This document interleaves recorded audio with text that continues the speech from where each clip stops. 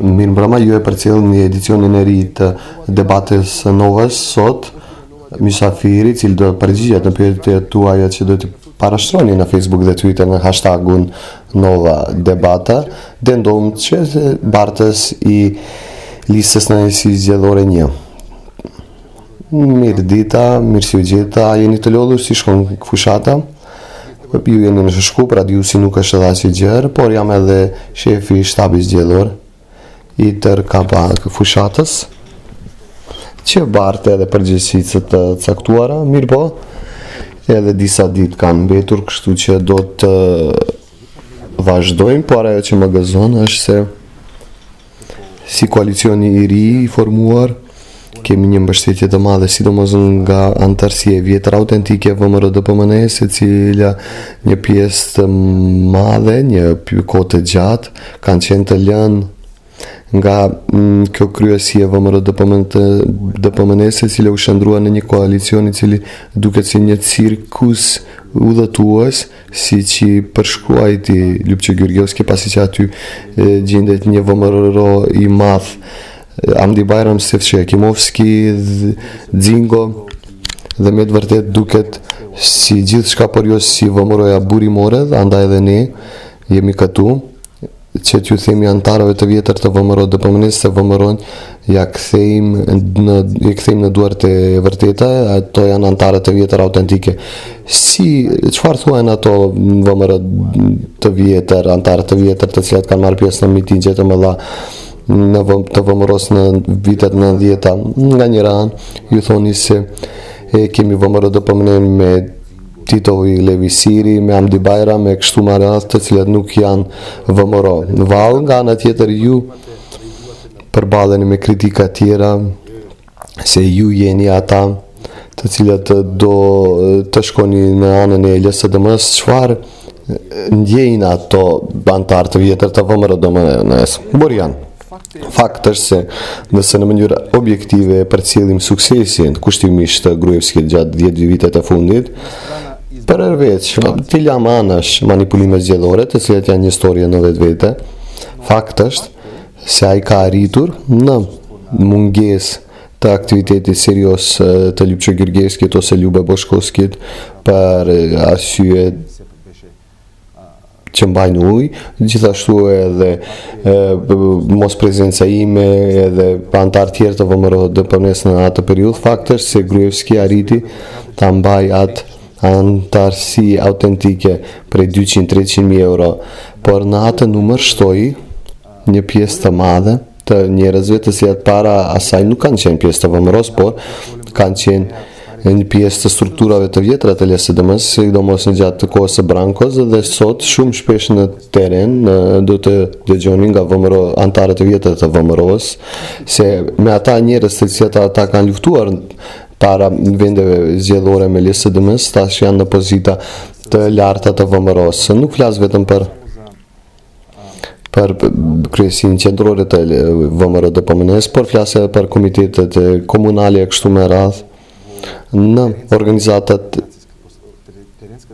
të terenit të VMRO-DPMNE-s. Ata e shohin këtë janë të revoltuar, shohin se këta njerëz janë ata të cilat kanë marrë pozita, të cilat kanë marrë vende udhëheqëse në vetë partinë dhe në shtet, dhe mlefit e këta njerëz është shumë i madh dhe nuk kanë pas opsion ku kanë mund të shprehur këtë revolt në vendin votues, dhe mendoj se kjo është ajo e cila do të kontribuojë që VMRO Formacionin të jetë një befasi e madhe gjatë këtyre zgjedhjeve. A keni pyetje çfarë do të bëjmë në të ardhmen? Do të shkojmë në koalicion me VMRO-DPMNE, pasi që kush pret se ju do të fitoni shumicë si e para?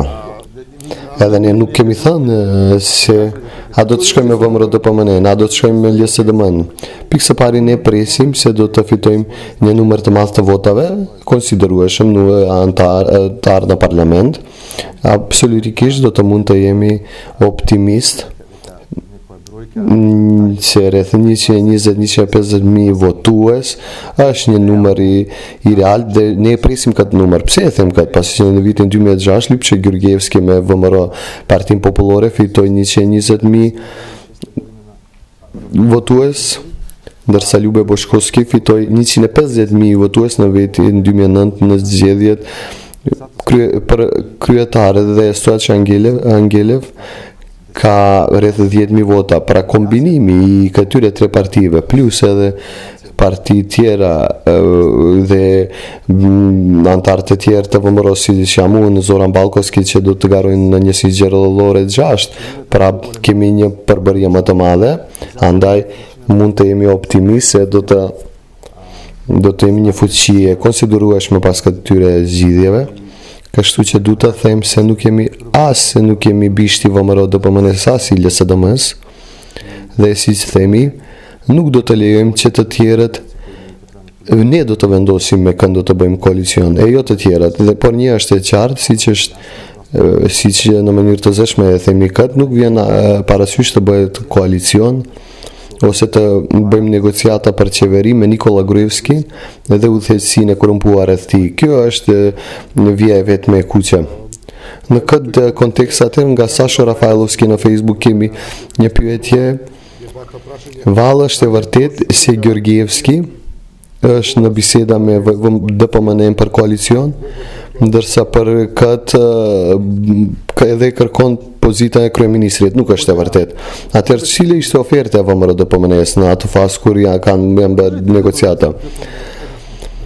Do të bëjmë një dallim midis antarësisë së DPMNE-s, të cilët janë të vetëdijshëm për situatën absurde ku e ka sjellur vendin dhe pra familja e tij dhe kryesia e ngushtë ka sjellur partinë, por edhe tërë shtetin, dhe mendoj se një pjesë e madhe e antarësisë vjetër është e vetëdijshme për këtë situatë absurde, por gjithashtu mendoj se edhe Gruevski është i vetëdijshëm për situatën e rëndë ku ai personalisht gjendet dhe në rrethana të tilla ai tenton që të aktroj se është ndonjë negociues, ndërmjetësues dhe shohim një koalicionat të laramishëm që e ka tubuar edhe vetes dhe sigurisht që kërkon kërkon që të shpëtohet dhe sigurisht ka pasur disa tentime për të negociuar dhe oferta, por ato nuk janë pranuar. Çfarë ndodh me LSDM-n? Çfarë marrëdhënie keni me LSDM-n? Parimisht ne pajtohemi me disa konstatime të LSDM-s. Pikë së pari, se kryesia e korrumpuar e DPMNE-s e Nikola Gruevskit duhet të fitohet në këto zgjedhje, pra dhe kjo është shumë e rëndësishme për Republikën e Maqedonisë. Ne duhet ta kthejmë Republikën e Maqedonisë në demokraci dhe liri, pra lirinë e mediave, lirinë e shprehjes e kështu me radhë. Këto janë vlera themelore, burimore të VMRO-s, por edhe të kushtetutës son, dhe ne duhet të lëvizim në këtë drejtim. Dhe e treta është e qartë se është krejtësisht i shkelur koncepti i sundimit të ligjit me një gjyqësi e cila është krejtësisht ose gati krejt në kontroll të disa njerëzve të partisë udhëheqëse dhe prokurori publike e cila është një bisht i disa njerëzve. Kështu që këto 3-4 elemente janë diçka,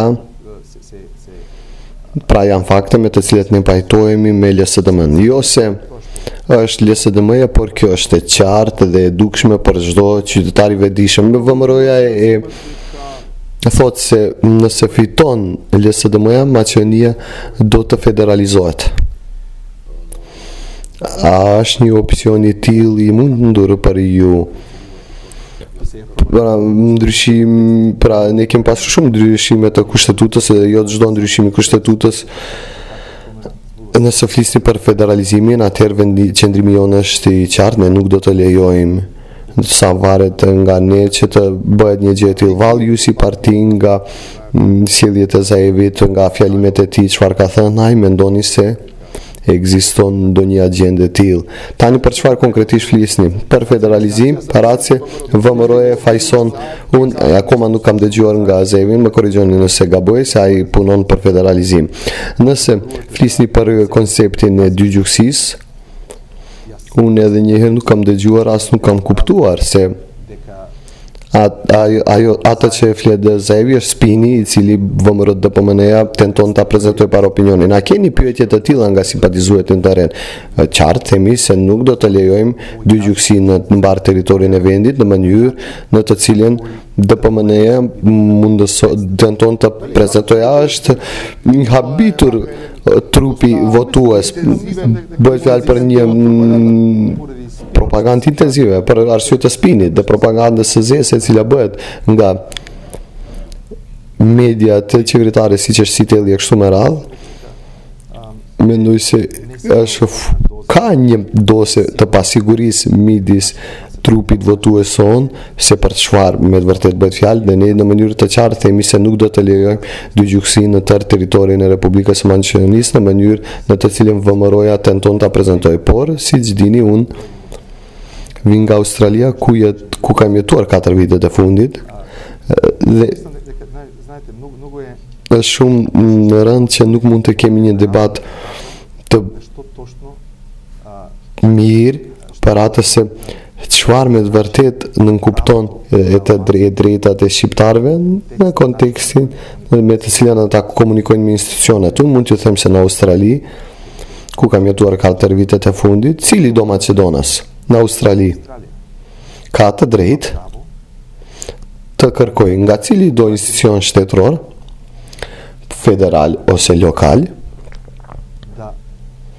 që të komunikoj në gjuhën maqedonase nëse ai e kërkon atë nga arsye të ndryshme, valla dëshiron dhe institucioni i përgjigjet në gjuhën maqedonase ose pra nuk e din gjuhën angleze. Nëse një Australia na ka lejuar ne maqedonasve që jemi një përgjigje aq e vogël, ka 150.000 nga 20 milion. Nëse Australia i lejon çdo një maqedon që të komunikoj me cilin do institucion shtetëror në gjuhën maqedonase, çfarë do të jetë problem për cili do shqiptar i cili dëshiron të komunikoj me cilin do institucion shtetëror të komunikoj në gjuhën shqipe dhe duhet të bëjmë një dallim midis atij koncepti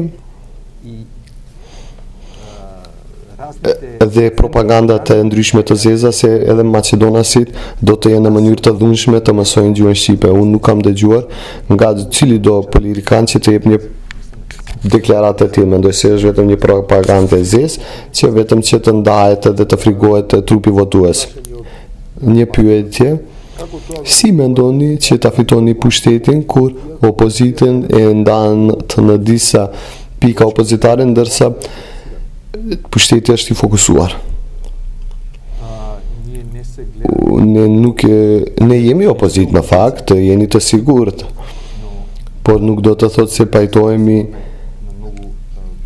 për pikat ideologjike. Pra qëllimi juaj dhe i LSDM-s edhe Pavle Trajanovit, Unioni Demokratik, është që të ndrohet Gruevski, por qëllimi jon primar,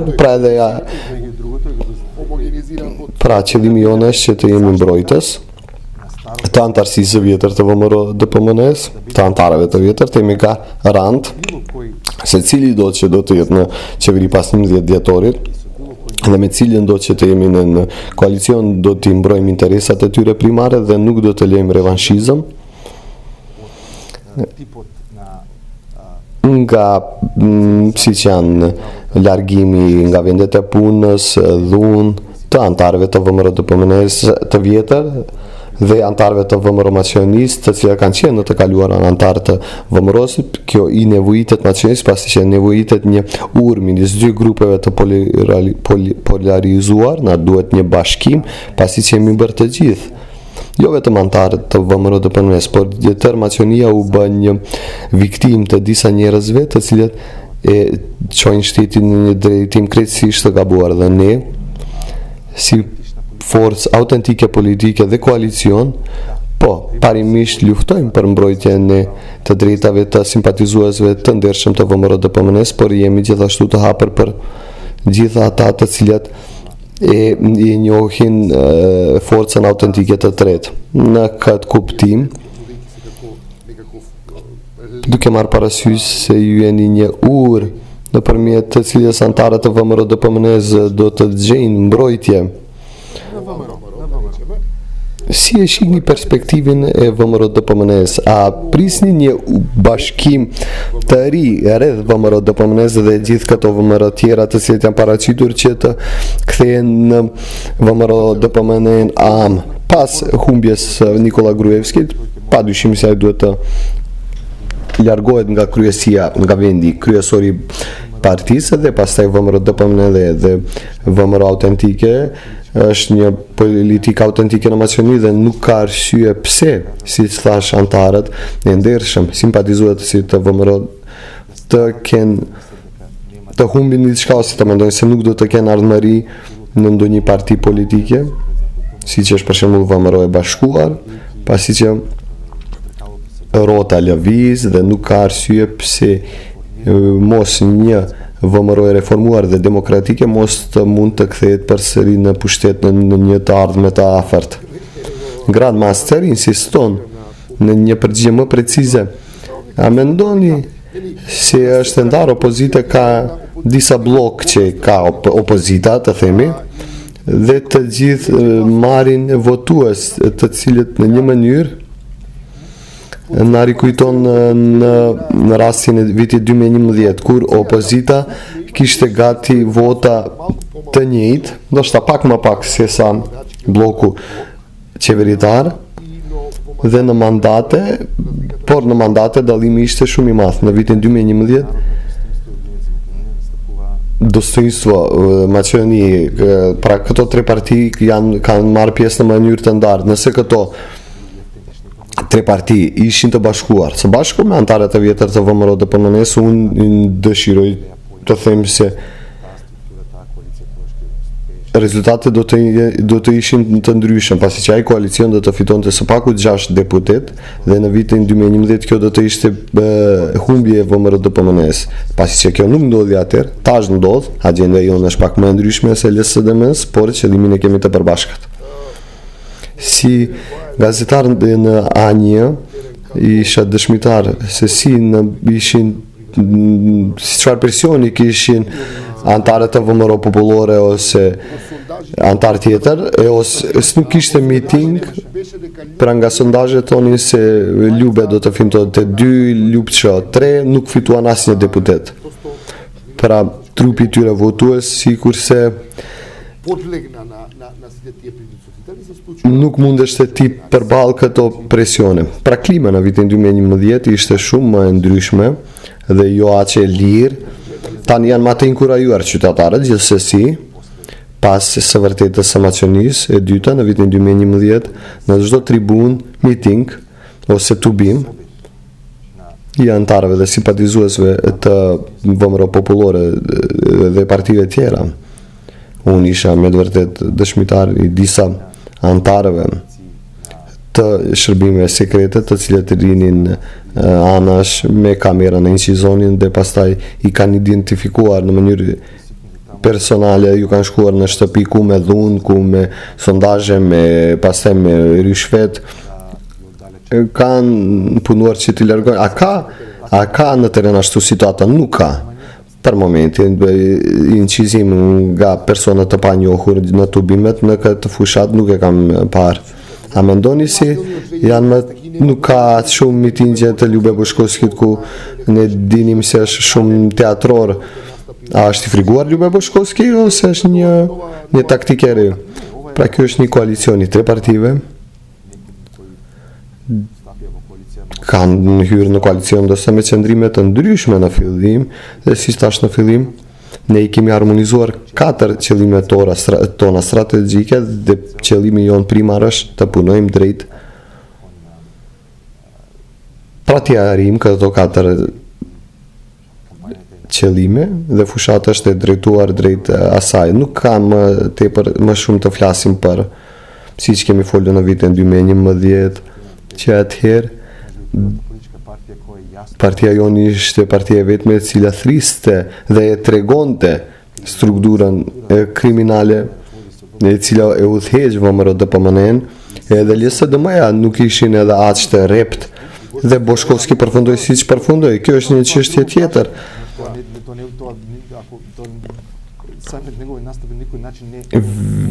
оправдува начинот на кој тој заврши. Kjo nuk e arsyeton pozitën e tij ose si përfundoi ai. Ndoshta ai ka ndonjë traumë. Просто ќе отвориме тоа прашање. Pse është ndryshuar strategjia? Unë dua të them se këtë herë çdo qytetar i vetëdijshëm e ka të qartë për çfarë strukturë bëhet fjalë. Sa i përket Lule Boshkovskit, shihni.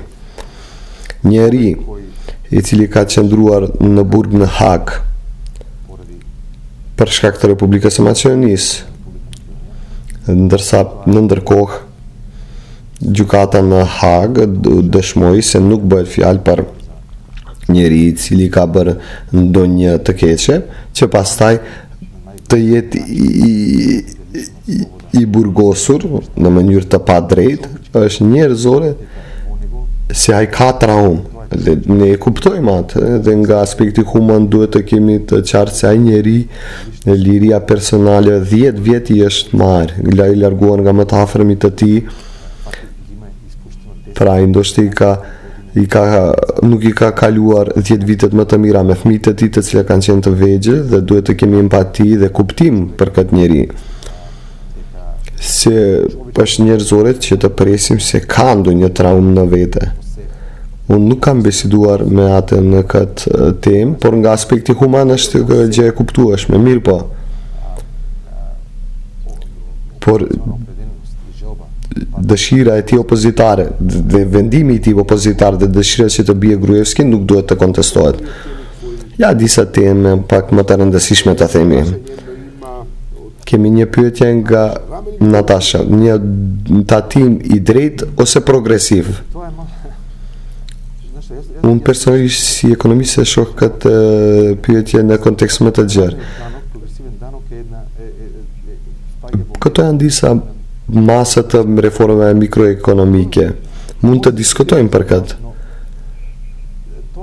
Mirë, po kjo është një problem relativisht shumë i vogël nga këndvështrimi jonë për politikën ekonomike ose ekonominë fiskale të Maqedonisë. Ja, lësë dhe mëja thotë tatim progresiv, e kuptojmë këtë dhe me të vërtet në rrethana si që është Maqedonia, me të vërtet nuk është fair ose arsyetueshme të themi njerëz të cilët marrin 3, 4, 5 mijë njerëz, është kjo një zgjedhje për dallimet e mëdha sociale, unë mendoj.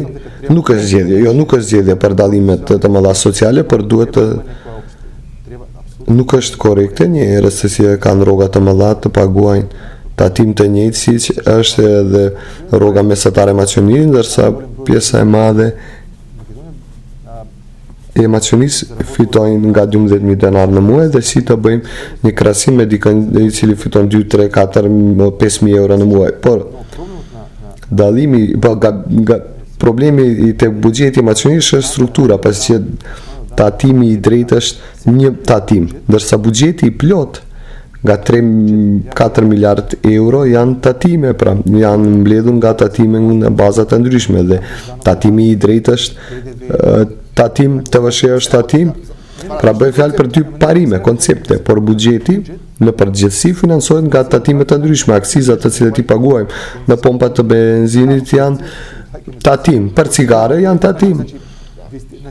Zgjidhja e problemit krizës për tatim progresiv ose i drejtë, politika fiskale është shumë një çështje më e rëndësishme se sa këto 2 tatime në mendimin tim, pasi që problemi në Maqedoni është politika fiskale si të rësi. Pra kjo politik është një barë e madhe për sektorin privat, ndërsa sektori privat jemi të gjithë ne, si e para, dhe e dyta,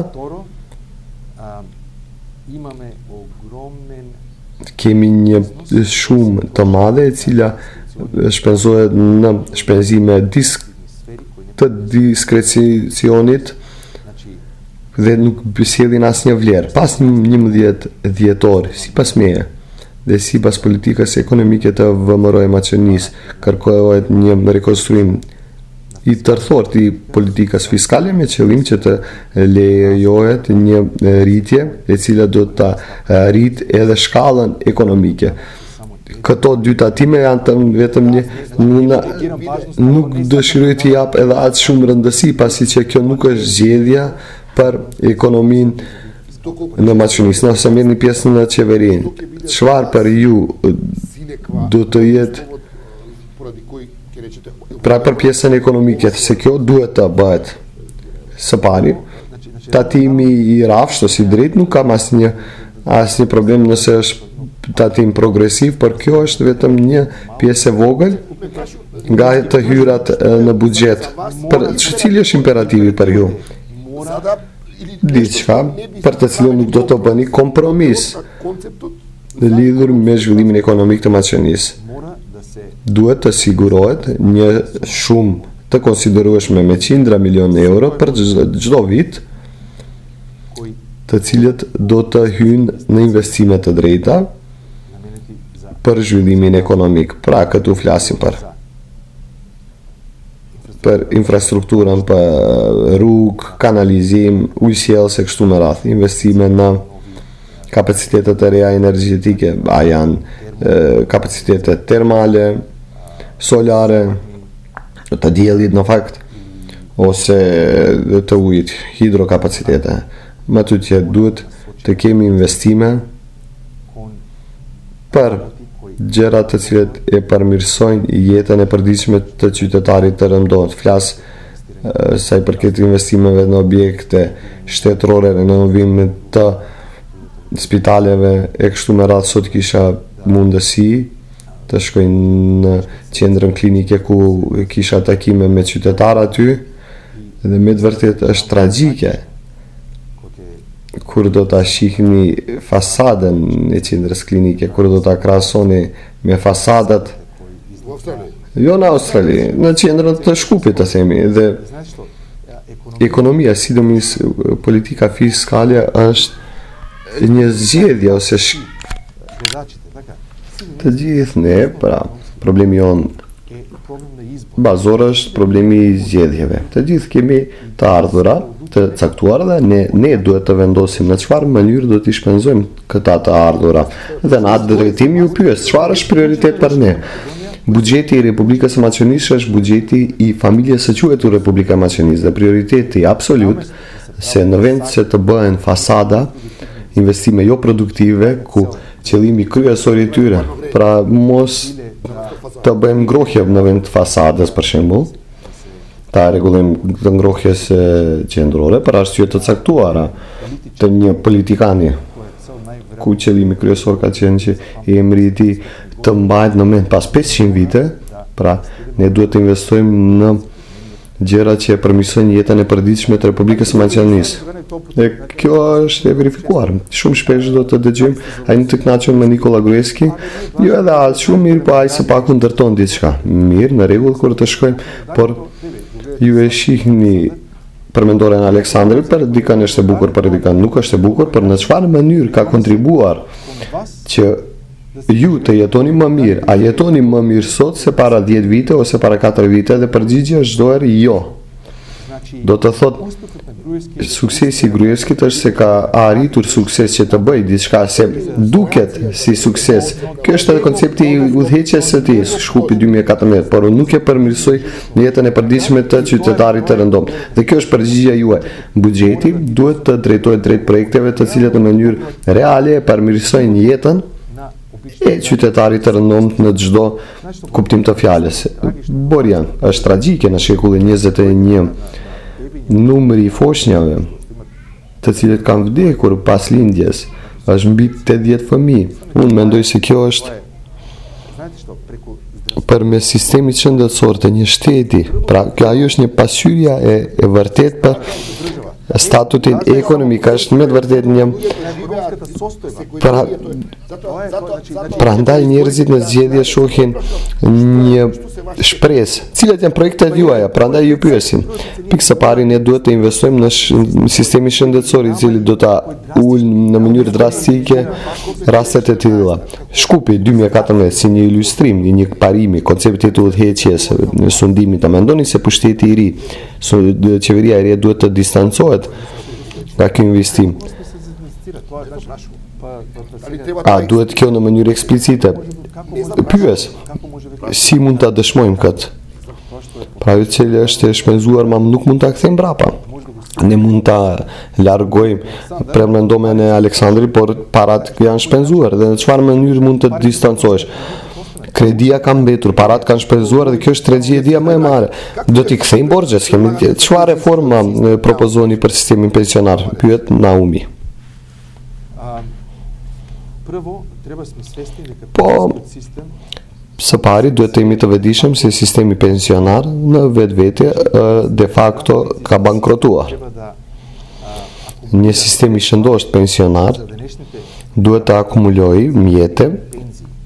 për nga të punësuarit për pensionet e tyre të ardhshme, pra duhet të kemi një akumulim të madh, akumulim pra kursimi, në fakt është kursimi i kontributeve Имат сигурност во иднината. i të punësuarve sot që të kenë një të ardhme të sigurt.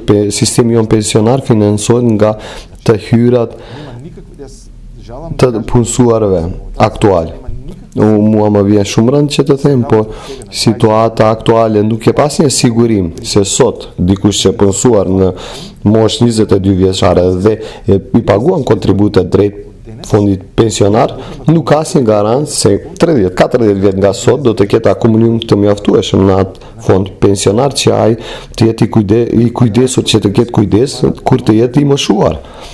Pra ky прво и пред се fond pensionar ka nevojë për reforma të mëdha, por pikë së pari duhet të jemi racional në mënyrën se si shpenzohen disa mjete të caktuara, së pari, dhe e dyta, përsëri në да се трошат politikën buxhetare, në vend se të shpenzohen para për кои не принесат никаква вредност, projekte të panevojshme të cilat nuk kontribuojnë në asnjë vlerë, as çfarë mënyre, duhet të mendohet për të ardhmen dhe të forcohet fondi pensionar që të jemi të sigurt se gjeneratat e ardhshme të pensionerëve do të jenë të siguruar.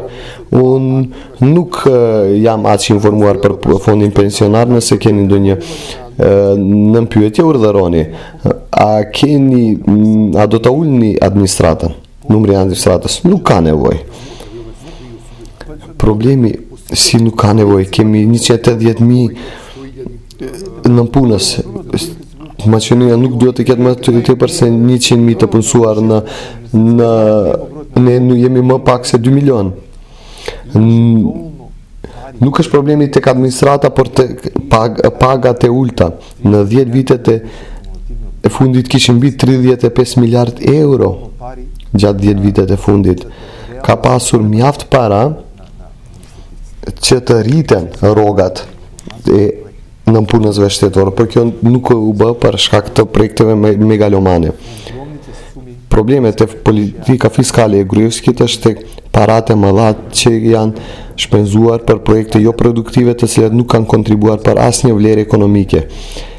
Sekreti tek Maqedonia e qëndrueshme ekonomike është politikë ekonomike e cila do të kontribuojë drejt rritjes ekonomike. Nëse kemi shkallë më të lartë të zhvillimit ekonomik, të jeni të sigurt se edhe buxheti do të jetë më i plotë dhe do të ketë para jo vetëm që të sigurojnë pensionarët, por edhe administrata shtetërore, por do të kemi para edhe për investime në projekte të cilat sjellin vlerë reale ekonomike për të gjithë qytetarët.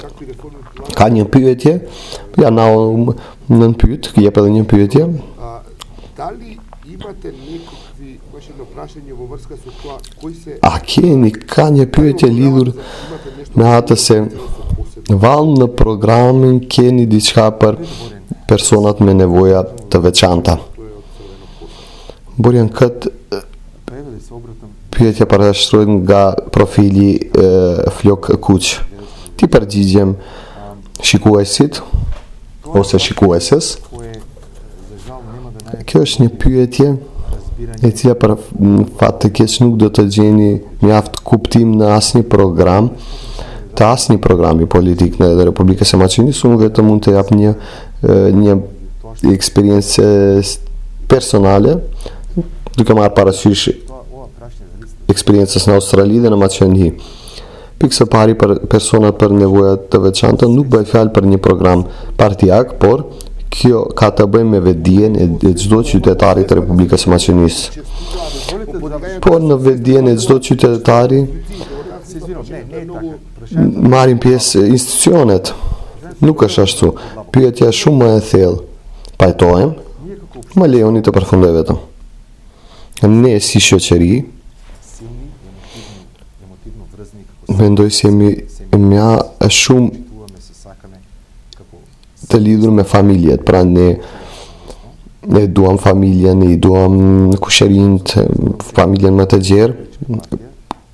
Tani nuk flasim në emër të asnjë partie politike, as shumë më pak në emër të VMRO më parë, por mendoj se si shoqëri atja mungon ajo e cila unë e quaj empati ndaj të ndryshmit, nga ata. Kjo nuk ka të bëj me institucionet. Jo Borjan. Po ata kanë rol për ngritjen e tolerancës, kulturës, pikë së pari, empati me ata të cilët janë më të ndryshëm. Down syndrome. Pra ka shumë, kemi persona me Down syndrom, me demenciona, Alzheimer e kështu me radhë. Kjo është një kategori shumë e gjerë. Mund të jenë edhe të varfrit, ti quajmë persona me nevoja të veçanta. Gjithsesi, pikë së pari, ne si shoqëri na mungon empati ndaj. A pajtojni se institucionet kanë rol të tyre për promovim, por pikë së pari, pa u keq kuptuar, ne si shoqëri, në çdo individ thellë në vetvete duhet të vije deri tek një nivel të zhvillimit që të kuptoj se duhet të kemi empati nga ata të cilët i shohim se më të dobët, dhe kjo frym e empatisë mungon në shoqërinë tonë. Këtë e kam parë në Australi, prandaj edhe parashohet pyetja, pasi të gjithë e dim këtë. Pse ndodh kjo në shoqëri? Nuk jam i sigurt se kjo çështje ka të bëj vetëm të programit politik ose të programit të një partie politike. Nuk pretendoj se kam përgjigjen, mirë po mendoj se mirë e kam identifikuar problemi, pasi që jam dëshmitar i në mënyrës se si një shtet fuqimisht i zhvilluar, demokratik, një shoqëri demokratike, sillet ndaj personave me nevoja të veçanta, dhe një maqëni ku mendoj unë realisht mungon empati. Është tragjike në shoqërinë tonë që familjet të cilat kanë fëmijë me autizëm dhe me sindrom Down që ti mbajnë në shtëpi, dhe kjo është fakt. Prandaj ka institucione në Australi të cilat kujdesen në mënyrë organizatore, jo vetëm institucionet. Pikë së pari, ne të gjithë si qytetar duhet të tregojmë një shkallë të madhe të empatisë ndaj këtyre familjeve dhe të jemi një mbështetje, t'i ndihmojmë. Në rregull, unë para fundit, pasi që nuk kemi edhe shumë pyetje, fushata zhvillohet në një periudhë kur është ajri shumë i ndotur në Shkup, në manastire, kështu me radhë njerëzit protestojnë. Janë të irrituar për gjendjen e tillë, është e kuptueshme, dhe është për tu habitur se asnjë parti nuk e ngritë këtë çështje. Çfarë është plani, siç thash, ose të gjithë do të thoni se qytetarët ajo është ajo, s'kemi çfarë të bëjmë, bëhet fjalë për një zgjedhje. Siç thash, ekonomia ose politika fiskale ka të bëjmë me çështjen e zgjedhjes, opsionit. Kemi opsion që të ndërtojmë fasadet, të shpenzojmë 560 milionë euro për Shkupin 2014, ose një pjesë të konsiderueshme do të shpenzohet i këtyre parave, do të drejtohen drejt përmirësimit të cilësisë së ajrit në Shkup. Pra një koqir racional, ndërsa Gruevski dhe Ministri Financiave janë një koqira të bartësit të buxhetit, të ekonomisë së familjes, të maqenisë, ata duhet t'i drejtojnë parat për përmirësimin e standardit të jetës së qytetarëve. Kë nevojitet vetëm vullnet që të zgjidhen problemet reale të qytetarëve. Kjo është një problem i realte dhe gjithçka që nevojitet është vullnet politik që të drejtojnë mjetet për zgjidhjen e këtij problemi. Problemi nuk është aq i vështirë për të zgjedhur, por deri më tani nuk kemi hasur, nuk kemi gjetur njeri të mirë në vendin e drejtë. Dhe kjo do të jetë me të vërtet prioritet për VMRO Maqedoninë në qeverinë e ardhshme, në frymën e të gjithë bisedat aktuale civile. Çfarë është prognozi juaj?